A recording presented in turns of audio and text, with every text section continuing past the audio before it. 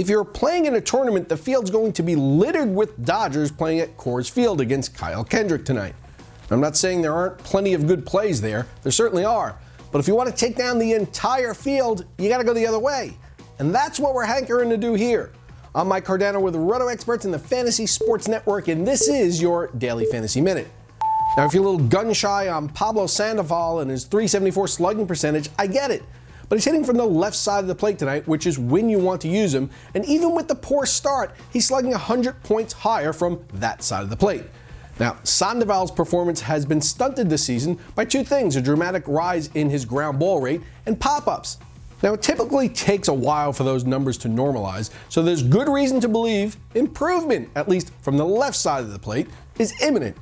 Now, more than anything, what I really like here is the fact that he's facing Mike Pelfrey, who's been an imposter with his .277 ERA and 4.52 xFIP, striking out only 4.5 batters per nine. And he's overdue for a bruising. In fact, I'm particularly intrigued by some of the bargain basement prices of some of the other Red Sox players hitting in the middle of the order against Pelfrey tonight, and I consider stacking to some degree. All right, don't forget we're talking tournament play here today, and there's plenty of quality pitching to choose from. Now, I think if you want to differentiate yourself from the field and go with someone who's not a stud, the best play out there because of his price has to be Andrew Cashner. Now, forget his win-loss record. That's not predictive or descriptive. He's been burned by the home run this year with a home run to fly ball ratio that's double last season's rate and 50% higher than his career average.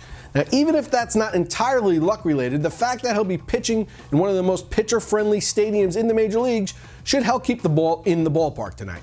He's also running on the bad side of his career BABIP allowed. He hasn't pitched fewer than 6 innings at any start this season, and he's striking out nearly a batter per inning.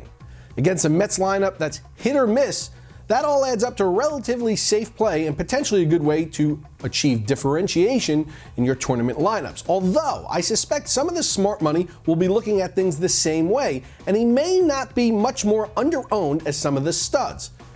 Given that's the case, I'm going to stay in that same ballpark and play Jacob deGrom, who's achieved a B-level stud status in DFS, and he's been on a roll, striking out batters with a vengeance, 20 batters in his last 15 and a third to be exact. But what I really like about him tonight is that the Padres as a team have never faced deGrom before, and they have only 3 batters with a total of 18 at-bats against him.